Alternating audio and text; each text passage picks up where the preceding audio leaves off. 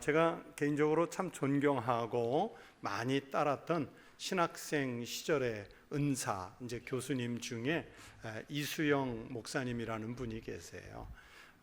그 암투병을 하시고 나서 나중에 우리 한국교회 어머니 교회라고 하는 세문안교회 담임 목사로 계시게 됐었는데, 그런데 아무튼 세문안교회 담임으로 가시기 전에는 학교에서 저희들에게 조직신학을 가르쳐 주신 아주 냉철하고 또 그러면서 아주 매우 뛰어난 학자이셨습니다.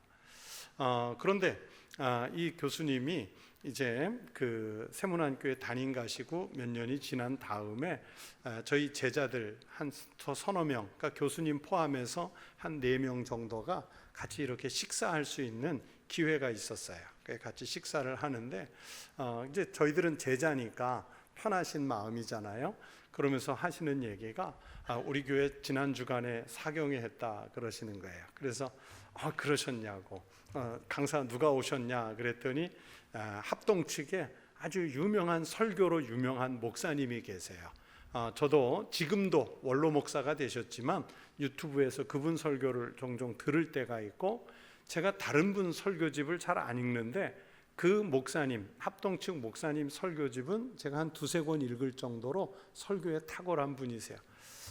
딱 교수님 스타일에 맞는 그런 강사를 부르셨구나, 이렇게 생각을 하면서 이야기를 진행하는데 교수님이 이제 목사님이죠. 목사님이 그러시는 거예요. 그런데 내가 이번 사경회 하면서 보니까 우리 교인들이 그렇게 욕을 좋아하는 줄 몰랐어. 그래. 욕을 좋아하다니. 세문안교회가 되게 점잖은 교회잖아요. 그래서 욕을 좋아하다니 이제 무슨 얘기일까 마음에 궁금하잖아요. 그런데 방송 설교 때나 자기 교회에서 설교할 땐 다르게, 왜 옛날 부흥사들이 막 설교 중에 욕을 많이 하셨잖아요. 근데 그분은 그렇게 옛날 분도 아닌데 이 세문안교회 와서 설교하는데 욕을 그렇게 하시더래요. 근데 교인들이 막 박장대소 하고 거기에서 은혜 받고 좋아하더래요. 그러면서 교수님이 저희 제자들한테 하신 얘기가 뭐냐면, 나도 다음 주부터는 욕 좀 해야겠어.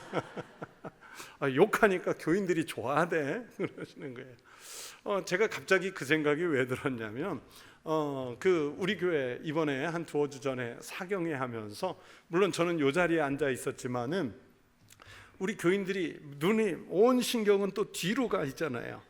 우리 교인들이 어떤 말씀의 은혜를 받나, 간증의 어떤 대목에서 은혜를 받나, 막 이렇게 가만히 이제 신경을 집중해서 듣고 있는데, 그런데 우리 교인들이 제일 좋아하는 게 뭔지 알아냈어요. 누님을 좋아하더라고. 누님을. 그래서 제가 앞으로 우리 교인들, 누님 졸지 마세요. 누님 깨 있으시라니까. 이렇게 해서 좀 정신을 차리게 해야 되겠다. 좀 아랫사람한테는 아우님, 형님, 그렇게 하면서, 이제 물론 전혀 그럴 의도는 아니겠지만 강사로 오신 분이 전하고 싶은 간증의 내용이 있고 또 그분이 꼭 일려주고 싶은 복음의 말씀이 있는데, 우리는 그 본질적인 것보다 어디에 더 열광하냐면 그 누님 소리에 열광을 하는 거예요. 그래서 제가 마음에 갑자기 그 사경의 기간 중에 생각났던 게 이수영 목사님이 옛날에 우리 교인들한테 욕 좀 해야 되겠다, 그 말이 사경의 기간 중에 떠올랐던 거예요. 여러분, 그렇게 때로는 보면 강사의 의도와 다르게 그 비본질이 본질을 압도할 때가 있어요. 여러분, 우리는 하나님 앞에서 어떤 존재로 불리면 좋겠는가?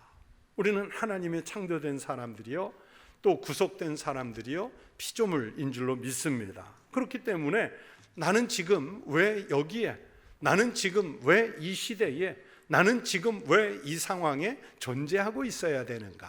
그 본질을 우리가 찾아야 한단 말입니다. 신앙생활을 잘한다 하면서도요, 아직도 자기의 옛 성품을 버리지 못한 사람들을 보면서 우리가 가끔 하는 말이 있어요. 저 교인 지 승질대로 믿는다. 지 승질대로 믿는다.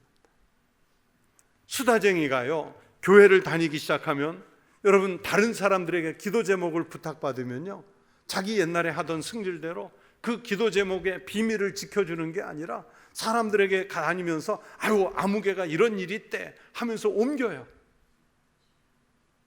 돈에 목매어 살던 사람이 세상에서 살 때 막 그렇게 돈에 집중하고 거기에 열광하더니 나중에 교회를 오래 다니다가 어떤 재정을 다루는 그런 위치에 가게 되면 교회 돈을 어떻게 하든 빼먹으려고 그러는 사람들도 있어요.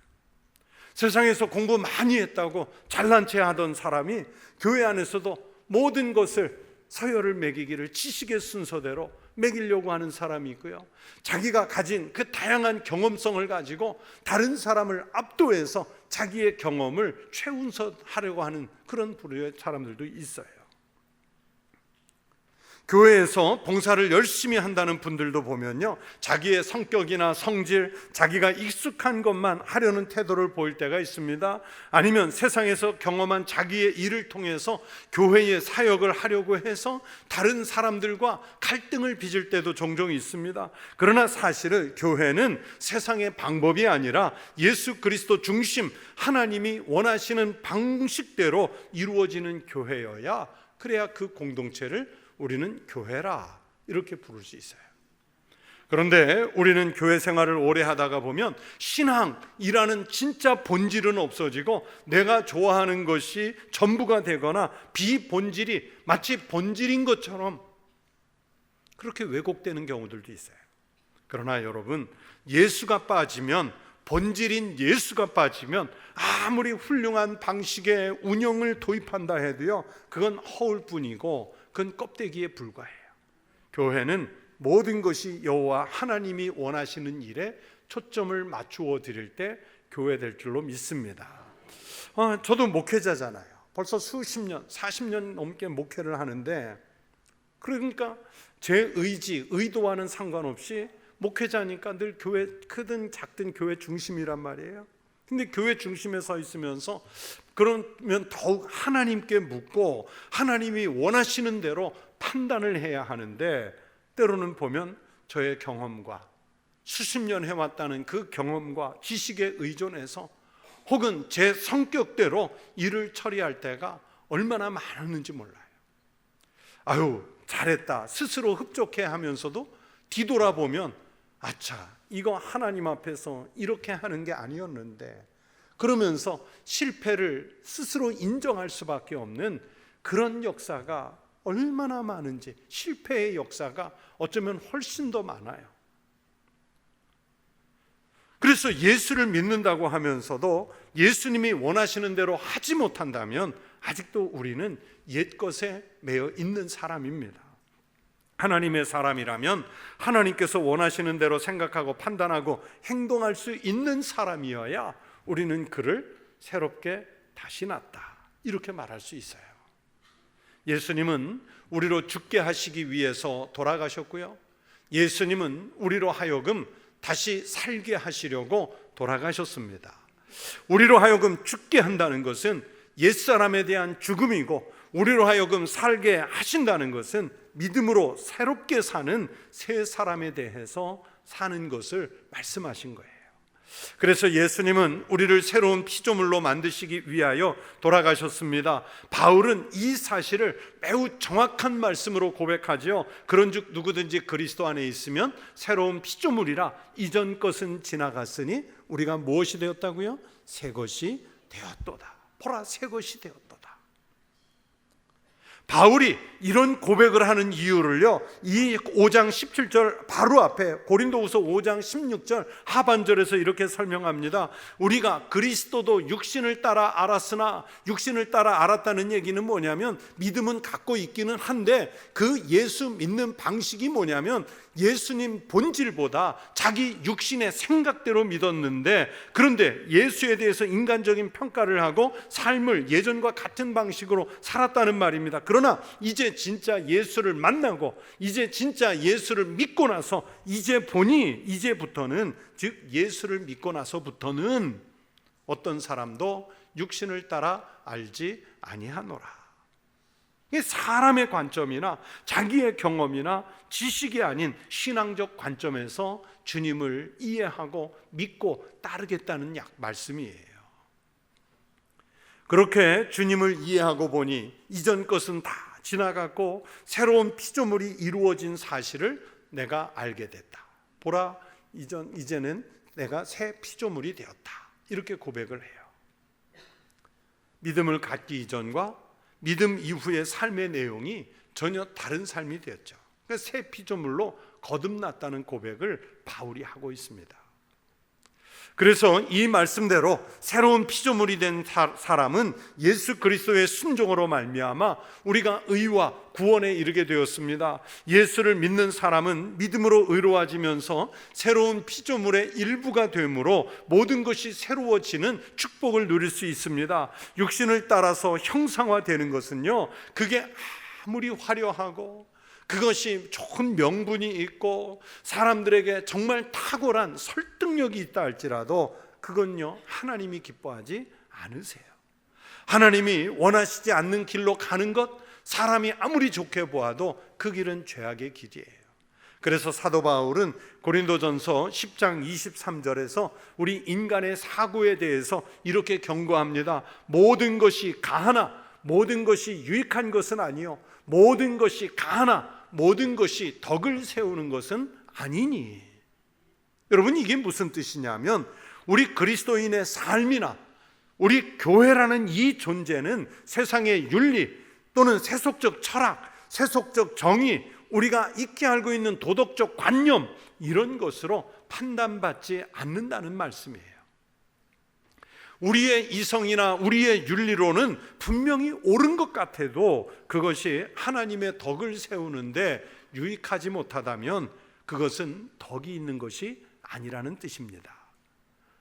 또 어느 때는 다소 좀 부족하고 모자르고 좀 미흡해도 그것을 통해서 하나님이 역사하실 수 있도록 맡겨드리면 오히려 그것이 덕이 있는 것이고 그것이 가한 일이라는 말씀이에요. 여러분, 성경 속에 참 무수한 인물들이 나오죠. 그런데 그 성경에 등재된 그 많은 인물들이 여러분 모든 것이 정말 완벽하게 가한 삶을, 덕된 삶을 산 것은 아니잖아요. 그들도 죄인이었고 그들도 우리처럼 실패하고 실수하고 때로는 타락도 하고 그랬어도 하나님이 들어서 깨끗하게 하셔서 하나님의 방법으로 그들을 쓰시도록 맡겨드렸고 또 믿음의 덕을 세워갔습니다.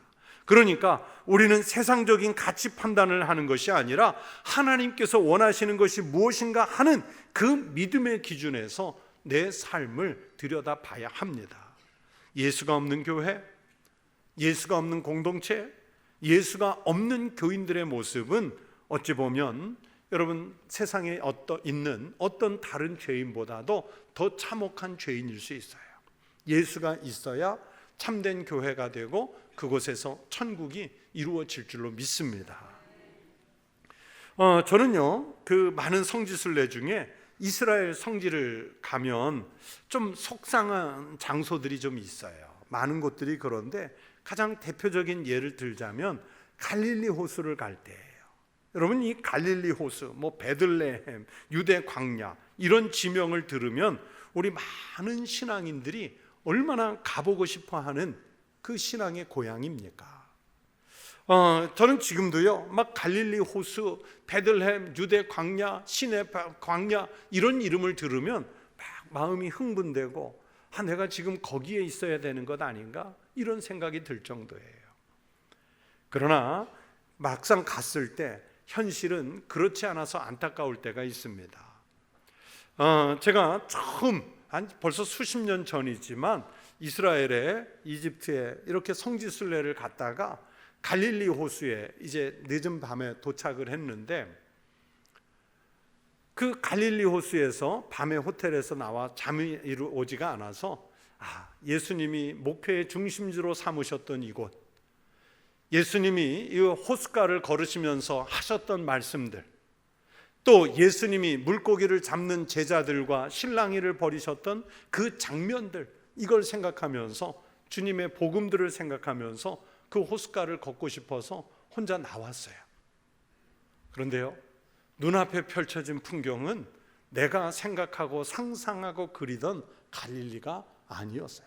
불야성을 이루었는데 그 갈릴리 호수에 떠 있는 그 큰 유람선들이요, 정말 불빛이 반짝반짝하고요, 그러면서 막 귀를 때리는 굉음의 음악 소리들이 막 들리고, 데크라 그러죠. 그 큰 배의 가판에서 세계에서 모여온 청춘 남녀들이 막 정신없이 몸을 흔들며 춤을 춰대는데, 제가 그 장면을 보면서 예수님이 오시면 안 오시겠다, 이제 여기 갈릴리를 떠나서 일하시겠다. 톰 소여의 모험, 허클베리 핀의 모험, 이것을 쓰신 분이 미국의 마크 트웨인이라는 작가 아니에요? 이 마크 트웨인이 성지순례를 갔다가 갈릴리 호수에 도착을 했어요. 거기에 정박되어 있는 배 한 척을 빌려서 갈릴리 호수 깊은 곳으로 가서 주님의 말씀을 묵상하려고 이제 그 뱃사공에게 물었어요. 그런데 관광지의 그 바가지 요금을 너무 비싸게 부르니까 이 마크 트웨인이 한숨을 쉬면서 한 말이 있어요. 예수님이 이 호수 위를 왜 걸었는지 이유를 알겠다 그래요. 그렇게 변해가는 거예요.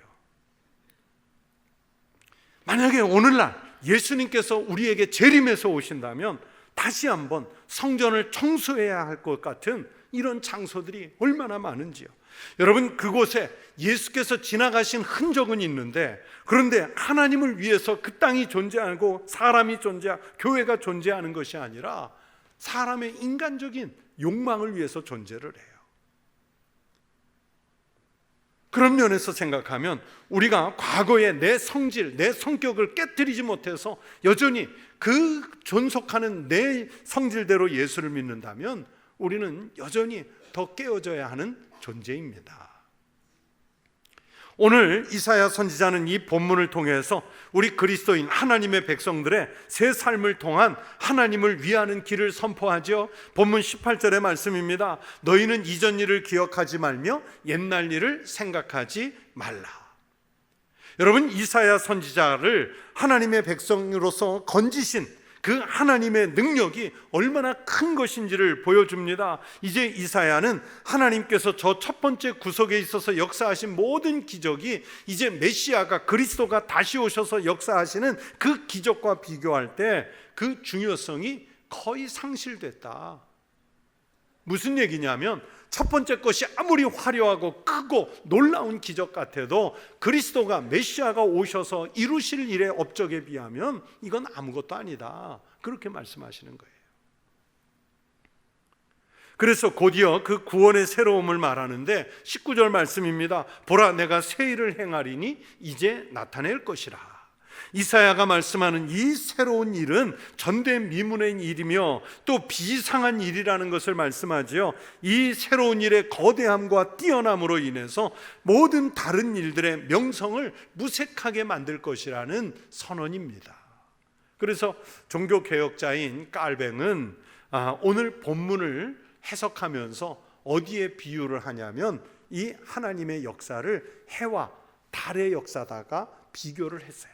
여러분, 이번 금년 추석에는 계속해서 날이 흐리고 비가 오고 해서 한가위 대보름달을 못 봤지만 우리가 한번 생각해 보세요. 한가위에 여러분, 하늘에, 어두운 하늘에 별들이 그냥 반짝반짝 빛나요. 한가위에 큰 그 보름달이 정말 환하게 비추면 정말 빛이 강렬한 것 같고 아름다운 것 같지만, 그러나 해가 동천에서 떠오르고 그 해가 중천에 머물면 그렇게 밝은 빛을 내던 달빛이, 그렇게 밝은 빛을 내던 별빛이 정말 그 빛이 무색하게 사라져 버리잖아요. 이 땅에서 일어나는 역사가 아무리 크고 위대하고 커 보여도요, 거기에 그리스도께서 하나님의 나라를 이루어 가시면 그 전에 있던 영광은 아무것도 아닌 것으로 치부되고 말지요. 여러분, 에스라서를 상세히 읽어보신 적이 있습니까? 에스라서를 보면 바벨론의 포로로 잡혀가서 경멸받는 노예 생활을 하는 이스라엘 백성들, 저주를 받던 이스라엘 백성들이 우상 숭배하는 이교도의 왕 페르시아의 고레스 왕이죠. 그 왕에게서 본국으로 돌아갈 수 있는 자유와 해방을 얻는 장면이 있습니다. 거기에서 새로운 국가를 건설할 수 있는 장비와 자금들까지 대거 지원받아서 팔레스타인 가나안 땅으로 돌아올 수 있게 됐어요. 이 구원도 생각 밖의 일이고 놀라운 일입니다. 그러나 여러분, 성경의 역사를 보면 가나안 땅으로 돌아가기를 희망한 사람은 얼마 되지 않아요. 대부분의 사람은 낙심해서 축복된 자유보다는 오히려 70년 노예로 살았던 그 땅에 그냥 머물러 버리고 말아요.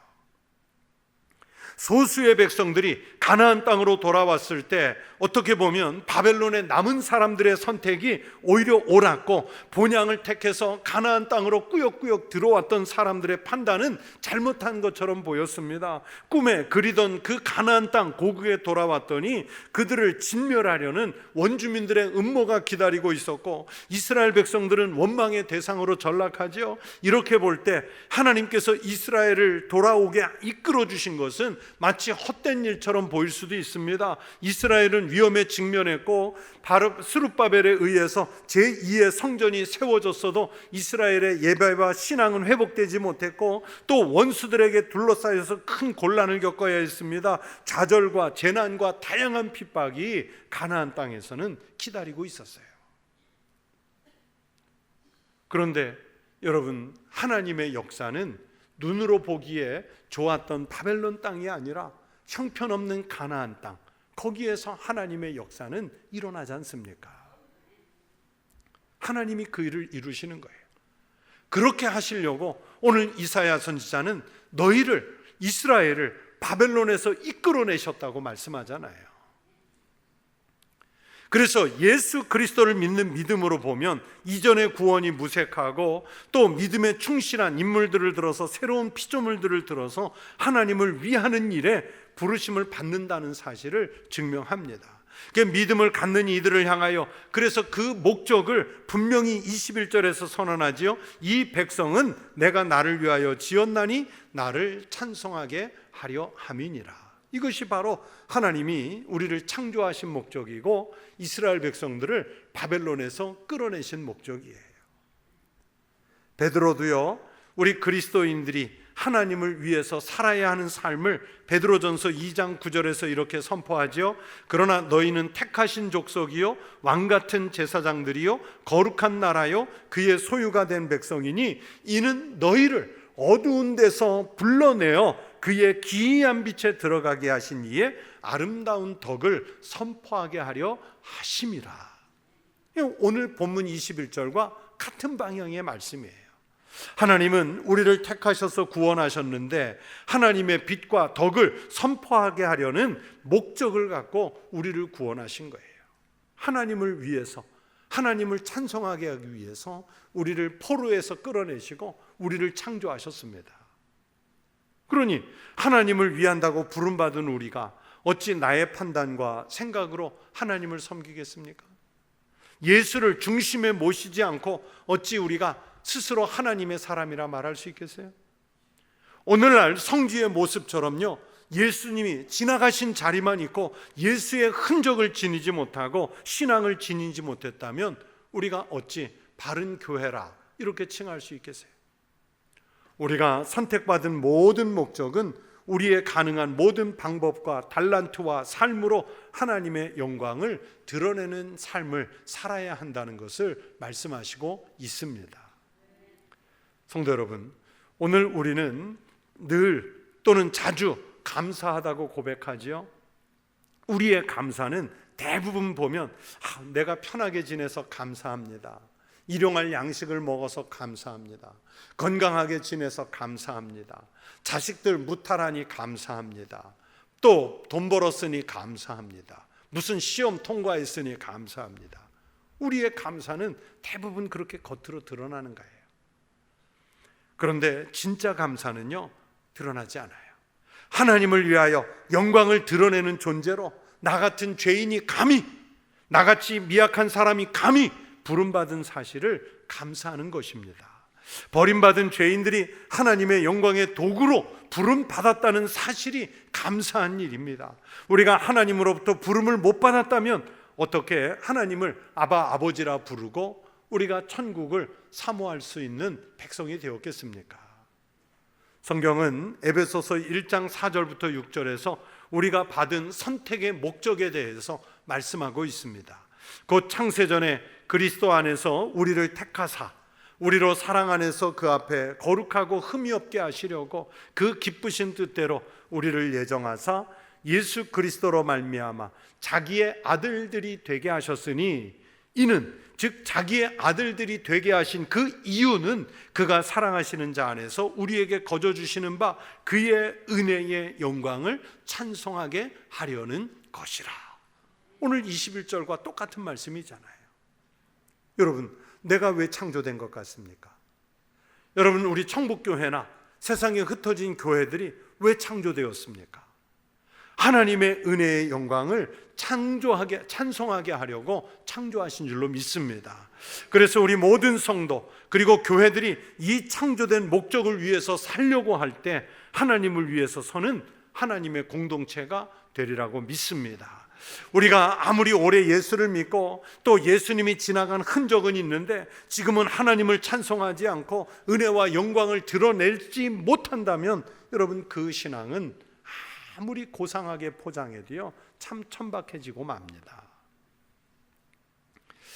제가 신문 기사를 통해서 봤는데요, 방송은 직접 못 봤는데 이번 추석 연휴 기간 동안에 우리나라의 모든 방송을 통해서 최고의 시청률을 기록한 게 가왕 조용필 씨의 콘서트였다고 그러더라고요. 한 전 국민의 3분의 1 이상이 본 것 같은데 저도 한번 기회를 내서 봐야겠어요. 그런데 그 기사 때문에 이제 몇 개의 짧은 그 다큐멘터리로 만든 그 조용필 씨의 그 인터뷰 방송들을 봤는데 이런 인터뷰가 하나 있어서 인상 깊었어요. 나는 늘 평생을 음악만 한 사람입니다. 아무것도 모릅니다. 음악밖에는 모릅니다. 그래서 나는 가수로서 무대에서 노래하다 죽는 게 제 소원입니다. 그러더라. 가수로서 자신의 목적한 삶을 살고 있기 때문에 그냥 무대에서 노래하다 죽는 게 소원이래요. 제가 그 인터뷰를 보면서 생각했어요. 아마 저를 포함한 많은 목회자가 목사로서 강단에서 이렇게 설교하다가 쓰러져 죽는 게 소원이라고 말할 거예요. 저도 마찬가지. 그런데 현실은 어떤가요? 다른 여러 이유들, 바쁜 사정들 때문에 그러지 못하고 있는 나를 보면서 내가 혹은 우리가 목사로서 정말 부름받은 진짜 목적이 무엇인가, 그런 생각을 그 가수의 인터뷰를 보면서 생각을 했어요. 오래전에 제가 미국 시카고에 가면 그 외곽 일리노이 주의 한 대학교 캠퍼스에 빌리 그레함 센터가 있어요. 기념관이 있는데 매우 큰 기념관인데 그 빌리 그레함 센터를 찾아갔어요. 그런데 그 빌리 그레함 센터에 많은 그 빌리 그레함 목사님의 어록들 중에 제가 목사로서 참 인상 깊게 본 어록이 있어요. 내가 만약 다시 목사 초년 시절로 돌아간다면 나의 모든 것들을 끊고 잠자는 시간을 제외하고, 그래서 내 인생의 시간의 3분의 1을 설교를 준비하고 설교를 선포하는 일에만 집중하겠다. 그러니까 자기가 그동안 세계를 돌아다니며 복음을 전한다고 했지만 너무나 많은 다른 일에, 설교 이외의 다른 일에 마음과 신경을 빼앗긴 것을 후회하는 그런 문구를 써놓으셨더라고요. 마찬가지예요. 그래서 그런 데서 자극은 받아갖고 왔는데 막상 현실에 돌아오면 사람 만나, 회의해야 돼, 어디 가야 해, 이런 것 때문에 나는 과연 이 강단이라는 무대에서 쓰러질 각오를 하고 하나님 말씀을 전하고 있는가? 하나님이 나를 창조하시고 나를 만드신 그 목적에 부합한 삶을 나는 살고 있는가? 이런 생각을 그 가수의 인터뷰를 통해서 했어요. 여러분, 저뿐만이 아니라 우리 모두가 그렇습니다. 이제 내 성격대로 믿어왔고, 내가 아는 대로 믿어왔고, 내 힘대로 믿어왔고, 내 방식대로 믿어왔던 그 과거의 구습을 이제는 버리고 하나님께서 바라시는 삶의 모든 것을 맡기고 하나님을 위하여 믿음 생활하시는 성도들이 되시기를 축원합니다. 하나님이 나를 왜 창조하셨을까? 하나님이 우리를 왜 창조하셨을까? 하나님이 왜 우리 교회를 이곳에 두시고 한국교회를 이 시대에 두셨을까? 바로 하나님을 영화롭게 찬송하기 위해서 만들어 놓으신 줄로 믿습니다.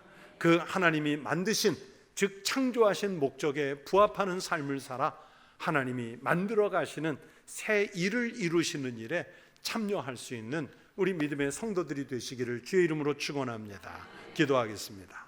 하나님 아버지, 우리는 이 땅에 살면서 하나님을 찬양하는, 그래서 하나님을 영화롭게 하는 삶을 살도록 창조되었으나 우리는 그 창조의 목적을 잃어버리고 내 마음대로, 내 성질대로, 내 지식과 경험대로만 살아가는 아둔한 인생이 되고 있는 것은 아닌지 다시 한번 우리의 신앙을 살피게 하여 주시옵소서. 우리 주님, 지나가신 흔적은 있으나 예수는 없는 그런 어리석은 신앙은 아닌지 살펴보게 하여 주시옵소서. 하나님께서 나와 우리 교회 그리고 한국교회를 창조하신 그 목적대로 하나님을 영화롭게, 하나님을 찬양하는 교회, 그리스도인 되게 하여 주시옵소서. 예수님 이름으로 기도하옵나이다. 아멘.